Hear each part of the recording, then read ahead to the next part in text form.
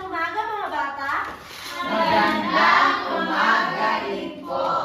Okay, bago natin simulan ang ating talakayan, magdadasal muna tayo at papangunahan ito ni Binibining Sunyega. Tayo po yung mukha at manalangin.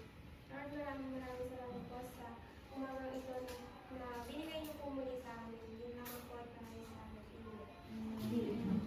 So, yan. Bago tayo umupo, maaari ba natin tignan at pakilinis sa ating paligid at iayos na ating ating mga upuan?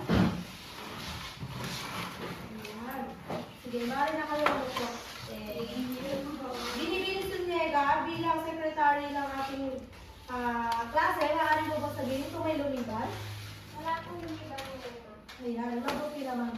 So, bago natin simulan ang ating talakayan, magbabalik-aral muna tayo. So, ano ba yung mga naging talakayan natin nung nakaraang lesson? Sinong gusto magbalik-aral?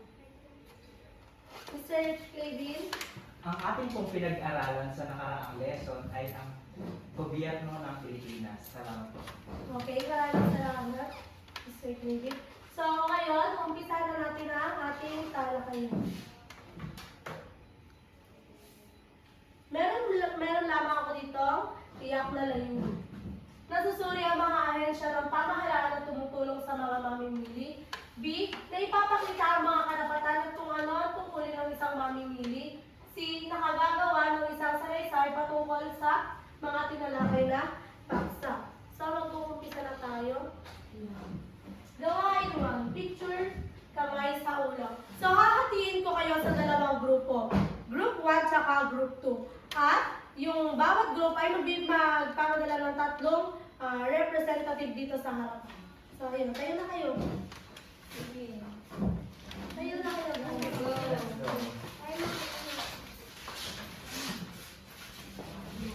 So, sino magkakagrupo? Yeah. So, ito ang gitna nyo. Tara, dito ka. Yan. So, kompleto na. So, ang ating patakaran ay may mga ipapakita akong mga pictures, tapos sasabihin nyo kung ano yung picture na yon, yung pangalan ng picture na yon. Ito ay mga logo. Okay? Ready na ba? So, yung isa muna representative. Representative. Kaya, atras kayo. Isa mo na sinong representative. Yan. Kamay sa ulo. Oh, 1, 2, 3.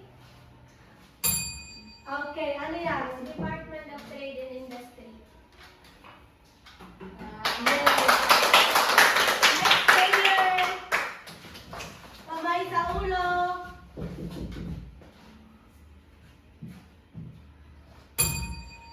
Yes? Mass media. Very good! Next.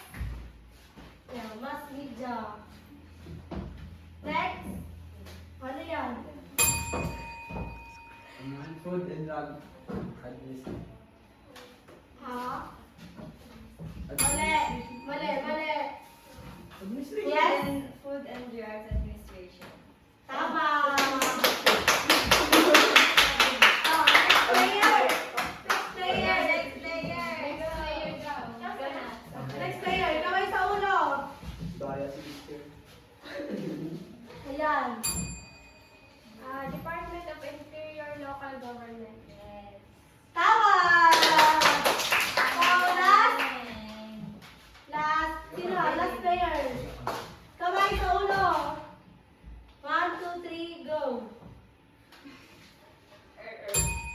Yes? Regulatory Commission. Yes? Pass. Pass. Results. Pwede yung still. Okay, next player. Wait lang. Kamay sa ulo. 1, 2, 3, go. Energy Regulatory Commission. Very good! Sino ang panalo? Okay. Hey, my noodles. Yay!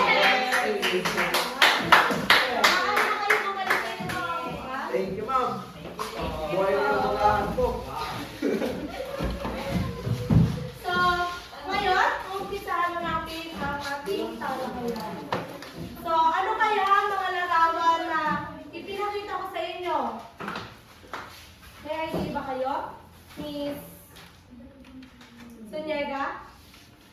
Ito po ay mga ahensya sa pamahalaan na may kinalaman sa, sa food security. Okay, maraming salamat. So, yeah. Ano ba ang mga kahalagahan nito sa atin? Ano ang kahalagahan nito sa atin, yung mga ahensya? O kaya yung mga ano? Yes? So, ang kahalagahan ng mga ahensyang ito is nakakatulong sila or maaari natin silang lapitan kung baga meron tayong pangailangan sa gobyerno, kung baga kailangan natin ng assistance na maaari natin silang lapitan. Maraming salamat. So, ayan. Ano nga ba yung mga tinalakay natin? Ang pinalaro ko sa inyo ay mga ahensya ng pamahalaan na tumutulong sa mga mamimili. Unahin natin ang Department of Trade and Industry. Pakibasa, Miss Rhea. Malapit. Mga ahensya ng pamahalaan na tumulong sa mga mamimili. Department of Trade and Industry. Nagsisilbing tagapagpatupad ng mga batas tungkol sa industriya at kalakalan. Mass media. Nagpapahayag ng mga reklamo ng mga consumer sa radyo, telebisyon at pahayagan. Bureau of Food and Drugs Administration. Nangangalaga at naniniguro na maayos, malinis at ligtas ang proseso at sangkap ng mga pagkain, gamot at mga kalakal na pampaginda. So, yan. Maraming salamat. Biniri ni Rhea. So, Department of Trade and Industry.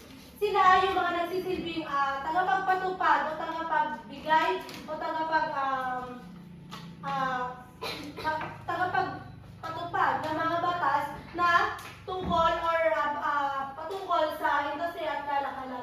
Mas medyo naman, nagpapahayag ng mga dito natin pwede ipahayag yung mga pwede natin yung mga nagiging reklamo o mga hinaing natin. Pwede yun sa telebisyon, sa radyo, at sa pahayagan.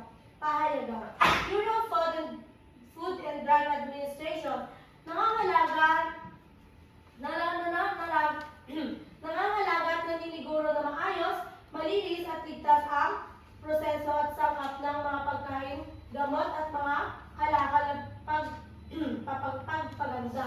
So, dito naman sa Bureau of Food and Drug Administration, sila yung naniniguro na malinis at maayos yung isang pagawaan ng produkto para maiwasan yung mga iba't ibang pwede nating makuhang sakit o pwede nating ma-encounter na mga problema pagdating sa mga pagkain at sa mga binibili natin. Yan. Next. Hindi mo bang basahin, Miss Paslon? Mga ahensya ng pamahalaan na tumulong sa mga mamimili. Una ang lokal na pamahalaan, tumutulong sa pagbabantay at pagpamuhuli sa mga madalang sukatan at timbangan. Pangalawa, yung Energy Regulatory Commission, tumidinig sa mga reklamo ukol sa LPG at gasolina. Pangatlo, ang Department of Trade and Industry, nagsisilbing tagapagpatupad ng mga batas ukol sa industriya at kalakalan. Maraming salamat. So, ayan. Lokal na pamahalaan. Dito sila yung mga pwede nating lapitan kunwari sa isang pamilihan is nadaya kayo or hindi sapat yung produkto na binigay sa inyo sa binayaran nyo. Kung halimbawa, yung 1 kilo ng karne, binili nyo yun ng 1 kilo, binayaran nyo rin sa halaga ng 1 kilo. Halimbawa, 350 sa 1 kilo ng karne. Pagkatapos, nung binigay sa inyo is magaan. So, pwede din lumapit dito sa lokal na pamahalaan. Sila ang didinig sa ating reklamo pagdating sa mga ganon. Dito naman yung, kumbaga, masyadong mataas yung presyo ng LPG at gasolina na nabili natin. Dito, pwede nating ilapit yung magiging reklamo natin dito sa Energy Regulatory Commission. So, next, Department of Trade and Industry. Dito naman is, yun, naulit lang siya kanina. So, okay. So, next na tayo. At last, National Pollution Control Commission. person? National Pollution Control Commission. Nagsisilbing tagagawa ng mga batas o pamantayan para sa kalinisan ng tubig at hangin sa bansa at sa maayos na paggamit ng lokal, agricultural at industrial na dahilan. Nagsisilbi rin ito na tagahuli at tagakampanya ng mga batas nito. So, dito naman, sila yung malalapit natin pagdating sa mga kalinisan. Yung mga maaari nating reklamo dito is kung halimbawa, nakita natin yung isang pagawaan na madumi at ano siya, polluted or madumi siya na sa tingin natin ay maaari tayo makakuha ng mga sakit sa mga binibenta nila dahil nga marumi yung kanilang paligid. So sila, dito tayo pwedeng lumapit sa ahensya na ito. So naiintindihan ba? Opo. Okay, ngayon, bago tayo dumako sa ating pangalawang talakayan, meron muna tayong gawain. So, ito ay tinatawag na alphabet stop. So, sino yung gusto pumunta dito para ano? Tatlo lang sila. Tatlong representative. Para po ano? Ano, mamaya ko sila. Sige, madali na siya. Sa stable yan. So dito, sa aktibidad na ito, sila lang yung makakakita ng word na nandito. Tapos, kayo, kakanta kayo ng ABCD hanggang Z, tapos sila, sasabihin nila kung stop. Kung yung letter na yon is nandito sa word na ito. Naiintindihan niyo ba? Naiintindihan na? Sige. Opo, ma'am. Ito, sino una? Sino una? Ano po, kakanta una sa Data the World. Oo. Kakanta sila, tapos sasabihin nyo, stop. Kung Other word lang po, hindi po yung kahit saan po. para mabuo natin.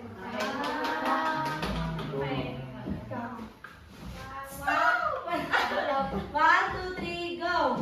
A, B, C, D, E, F, G, H, I, J, K, L, M, N, O, P. Stop! O, P, Okay. Next.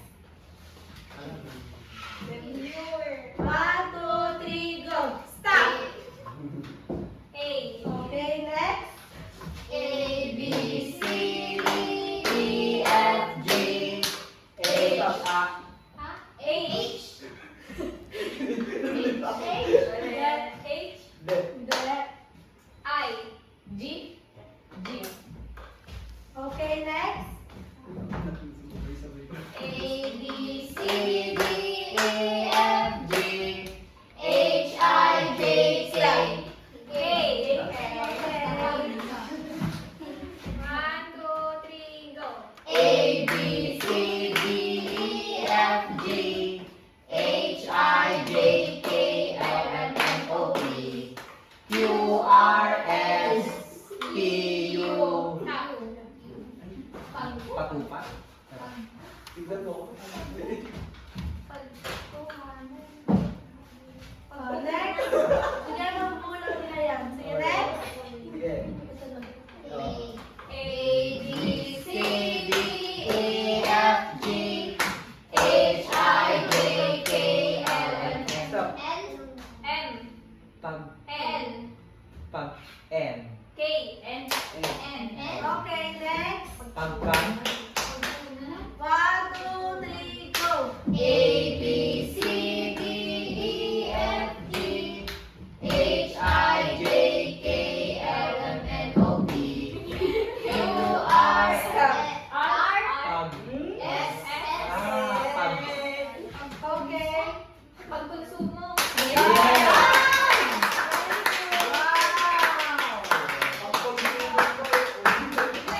Maraming salamat. Thank Maraming you. salamat. So, yan. Antay mo lang sila mga ulit. Benjamin. So, sa inyong palagay, ano nga ba ang pagkonsumo? Yes, Bingbing Maruro. Yung pagkonsumo ko, tumutukoy po ito dun sa pagbili at paggamit ng mga produkto at serbisyo para matugunan yung mga pangangailangan ng mga tao. Yan, maraming salamat. Wow.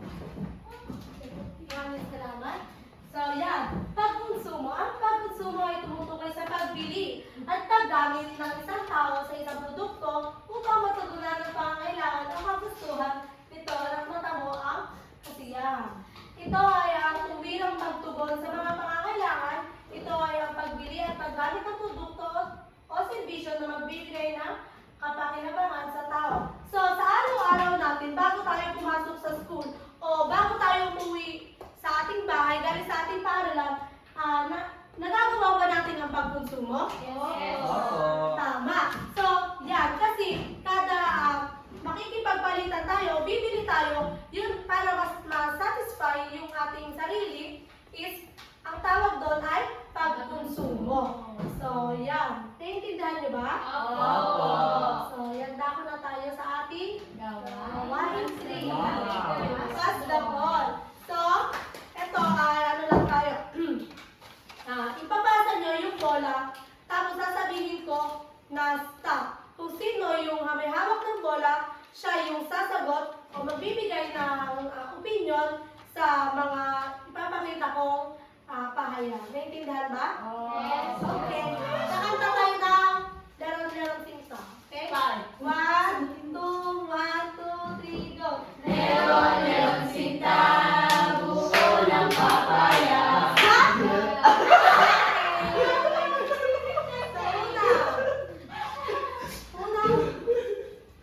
Karapatan sa bang pumili. Yeah. Yung karapatan po pumili is siguro po is para po siya sa mga mamimili kung saan may karapatan silang pumili ng produkto o serbisyo na gusto nila at makakapag-satisfy sa mga kagustuhan at pangangailangan. Yan, maraming salamat. Dapat lang na ang bawat isa sa atin ay may karapatang pumili dahil tayo yung mag-consume ng isang produkto na ito. Kaya, kailangan talaga natin pumili para ma-set or mabigay natin sa sarili natin yung gusto natin o para ma-satisfy tayo. So, next. 1, 2, 3, go! Lerong sinta. Stop! Oo, Stop! Uy, ayaw. Next word. Karapatan sa tamang For me, ang karapatan sa tamang impormasyon, siguro para po dito is, bilang isang individual, sa ating mga tao, may karapatan tayo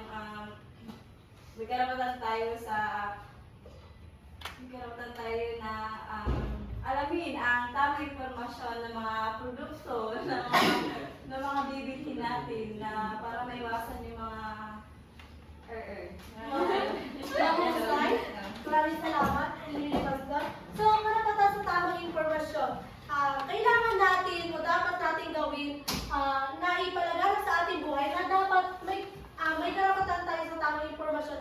Nang sa ganun, maiwasan natin yung mga pagsubok or problem na maaari natin may encounter na makakasira sa ating sarili o sa ating kalusugan pag bibili tayo ng mga iba't ibang produkto. So, next. Lerong 1, 2, 3, go! Lerong sinta, buko ng papaya.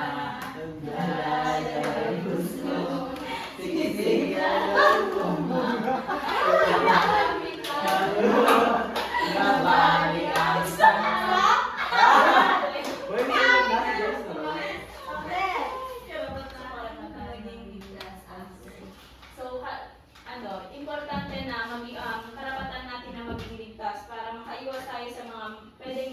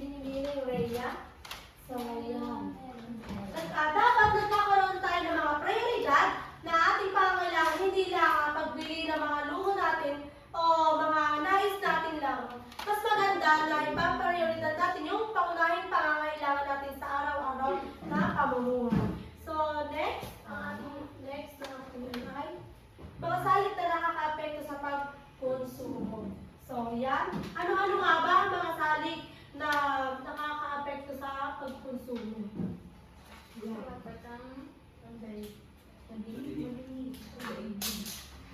Consumer Act. So, ano nga ba ang Consumer Act of the Philippines RA 7394? So, yan. Pakibasa nga, Mr. Baldon, at magbigay ka ng opinion. Ang Consumer Act of the Philippines o RA 7394 ay ang batas na nangangalaga sa interes ng mga consumer. Nagtataguyod ng mga pangkarahatang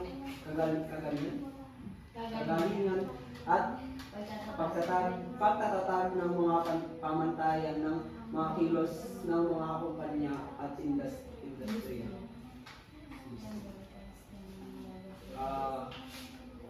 Ano po?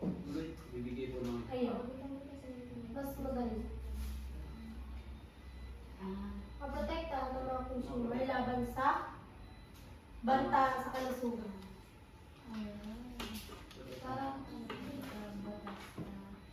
Yes. So yung public actor na yan, tumutugon po yan upang maprotektahan po yung mga tao na kumbaga magkaroon po ng masamang epekto yung mga produkto na tinetake nila. Ayan, maraming salamat.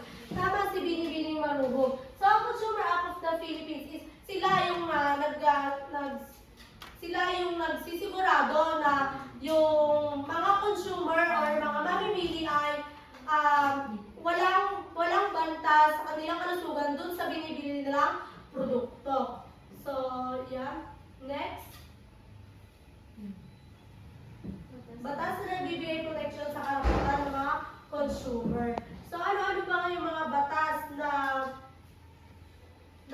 nagbibigay protection sa karapatan ng mga consumer? So, yan sila.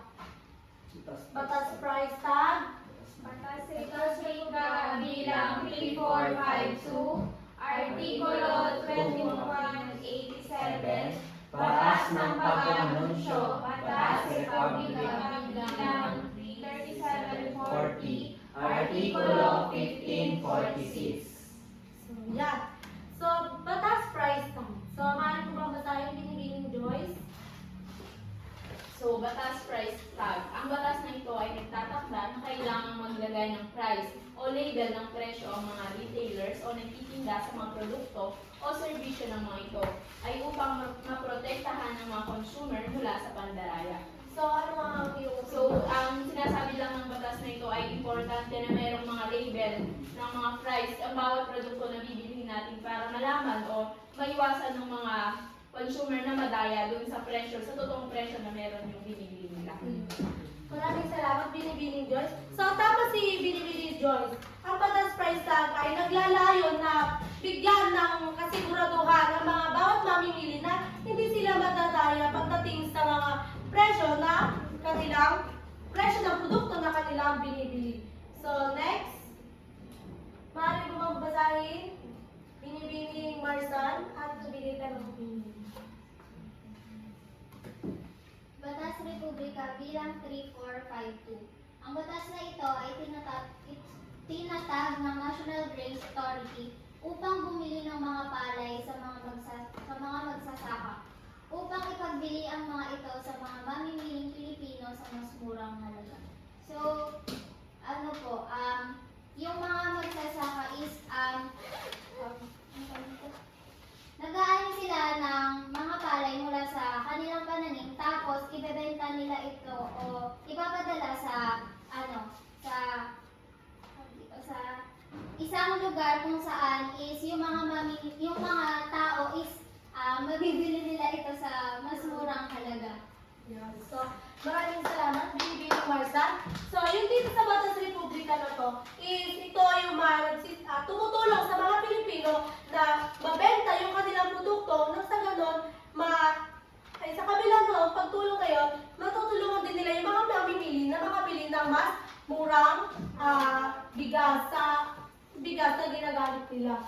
So, yan. Next. Batas ng pag-aanunsyo. Maaari mo bang basahin? Mr. KD. Ang batas na ito ay nagtatakda ng parusa sa pag-anunsyo ng mga peking produkto at serbisyo. ang batas na ito ay tinatarget niya yung mga nagbebenta ng mga pekeng produkto na kung saan nalilinlang yung ating mga kababayan. So, maraming salamat, Ginoong Kaylin.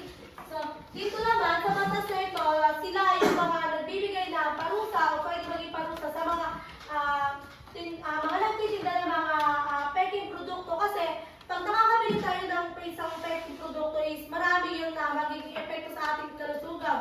Halimbawa na lang, nag-i-skincare si Miss Paslos. Peke yung nabili niya skincare. So, imbis na kuminis o gumanda dahil yun ang nais niya, hindi. Nagkaroon siya ng mas maraming pimples or mga infection sa kanyang mukha. So, sila, yung mga bata, itong batas na ito, yung nagbibigay ng kasiguraduhan at mapaparusahan ng mga kung sino man ang nagtitinda ng peking produkto. So, next. Yan, maaari mo bang basahin, Mr. Baldon?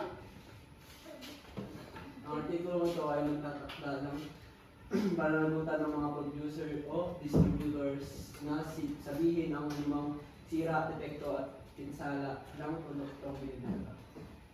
So, ano yung opinion? Para po dito ito pong artikulo na ito ay sila po yung nag-aakta ng pananagutan ng mga producer po sa pag po may mga sira yung mga binibenta po nila or sila po yung may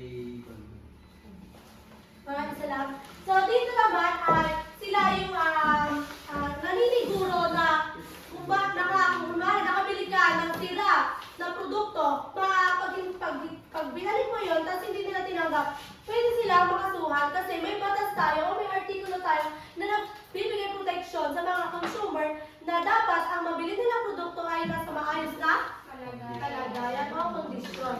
So, next and last. Yes. Artikulo 2187. Ang artikulong ito ay nagtatakda ng pananagutan ng mga producer ukol sa pagkain, inumin at iba pang produkto na nakakapinsala sa katawan, kalusugan at sa buhay ng mga mamimili. Bunga ng mga sangkap na ginagamit sa paglikha ng mga produkto.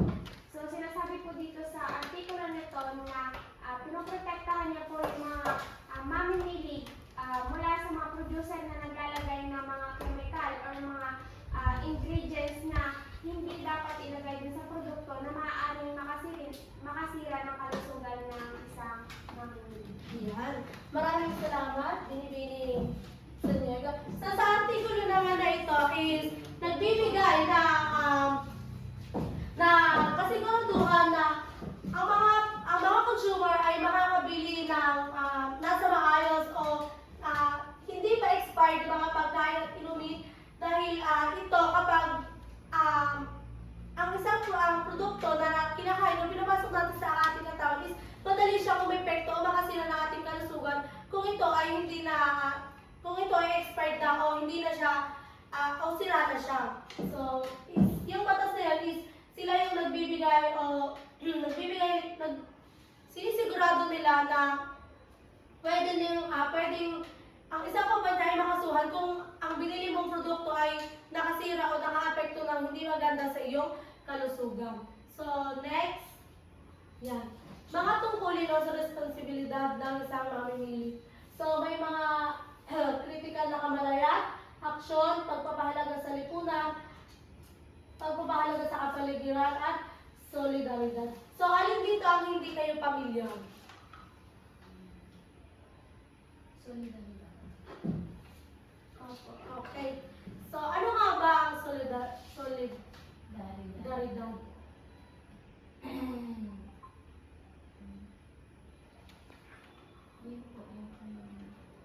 Yan. So, solidaridad. Tungkulin din natin na makisali o makipagtulungan sa pag-organisa ng ating mga sarili upang maprotektahan at maisulong ang mga ating interes bilang mga consumer. So, dito, sa solidaridad is sa atin nagsisimula ang action or pagbuo ng hakbang para may pahayag natin yung saloobin natin o yung gusto natin sabihin o hinaing pagdating sa mga iba't ibang uri ng produkto o nakaka-apekto sa ating pang-araw-araw na pamumuhay. So, yan. Okay pa ba kayo? Yes, ma'am. So, yan. Natapos na natin ang ating talakayan. So, ngayon, may aktibidad naman tayo tinatawag na? Place me. So, yan, place me. Ayan. So, dito, basahin at unawain na mabuti ang mga pahayag. Ibigay ang uri ng batas na nararapat dito. Kung ito ba ay batas price tag. So, yun, yung mga ito is, sasabihin nyo lang, or magtatas lang kayo ng kamay, tapos sasabihin nyo kung anong batas yung tinutukoy sa pahayag. So, yun.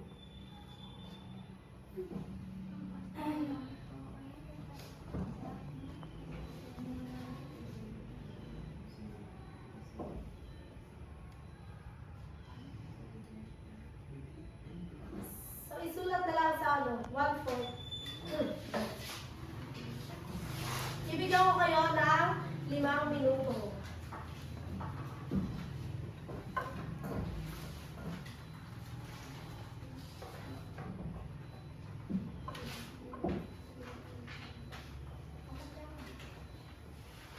So, yan. Tapos na ba lahat? Opo. Okay, makipagpalitan na sa inyong katabi. Yan. So, ano nga ba yung number 1? Ang artikulong ito ay nagtatakda ng pananagutan ng mga producer o distributor na sabihin ang anumang sira, depekto, at pinsala ng produktong binibenta. So, ang sagot sa number 1 ay Artikulo 154C. Yes. Ang batas na ito ay nagtatakda na kailangang maglagay ng price o label ng presyo ang mga retailers na nagtitinda sa mga produkto o serbisyo na mga ito ay upang maprotektahan ang mga consumer mula sa pandaraya. Ang sagot ay batas. Batas? Ha? Tama, batas price tag. So, yan. So, huli, ang batas nito ay tatakda ng parusa sa pag-aanunsyo ng mga peking produkto at serbisyo. Ito ay batas ng pag-aanunsyo. Sila na ako ng 3. Yan. Mahusay lahat yan naka-perfect. Dapat tayo sa pagkakasinuhain. Dapat alam mo. Yan. Dapat alam mo. Ang dalawang grupo na nahati ng guro mula sa motivasyon ay siya magiging magkakagrupo ulit sa gawa nito. Layunin na aktibidad na ito na makagawa ng malikhaing paraan upang malaman at mabatid ang iba't ibang batas na nakatutulong sa mga mamimiliyong tao ang mag-aaral ay maaaring makagawa ng kantas, spoken word poetry, tula. So yan, magsama-sama na bibigyan ko na ka ng 10 minuto. So ito ang naibigay ka ng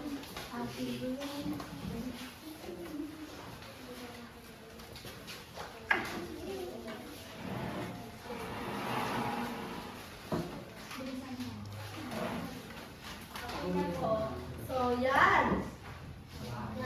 Na kayong pupo. So, yan. So, mahusay, ang gagaling nyo gumawa ng mga napakamalikay nyo. Na iparapilan sa paliwanag nyo ng maayos at iba't ibang napili nyo, gawain. So, yan.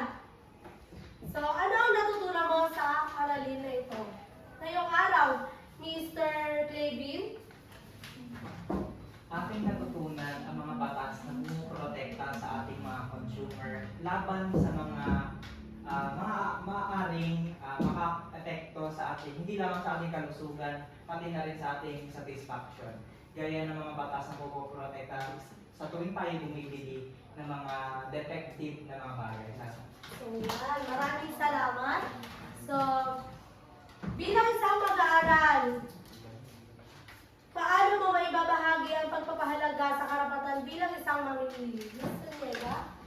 Bilang mag-aaral is gagamitin ko po yung mga natutunan ko ngayon para makapagbahagi po sa aking mga kaibigan at pamilya kung ano nga ba yung kahalagahan na dapat alam natin yung mga karapatan natin para po sa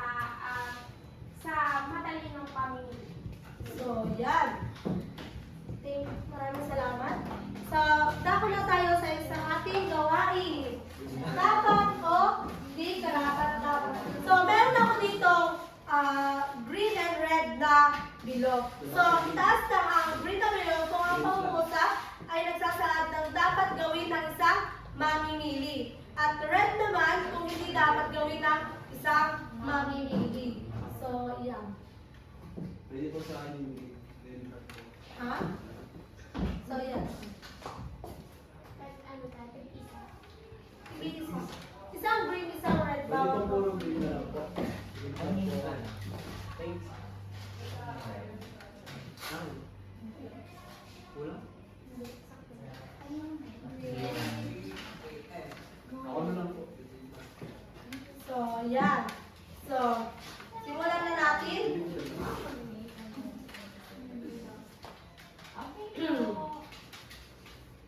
Lumapit si Lena sa ahensya ng gobyerno upang magbigay o magsaad ng kanyang reklamo.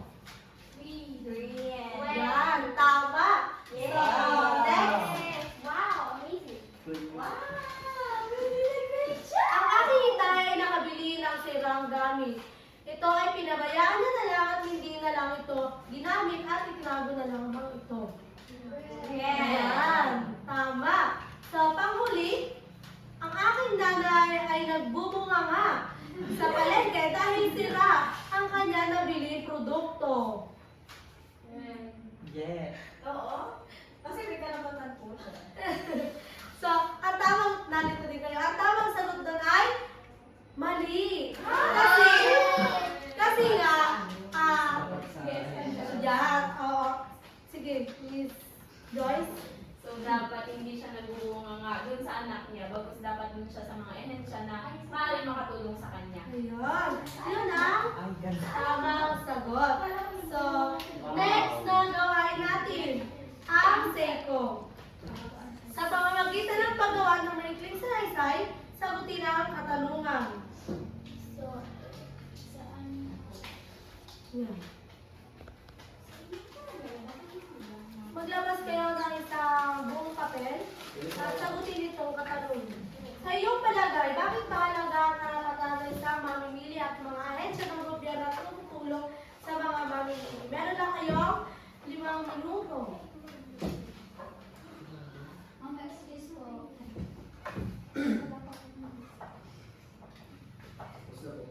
Okay, maaari na bang ipasa?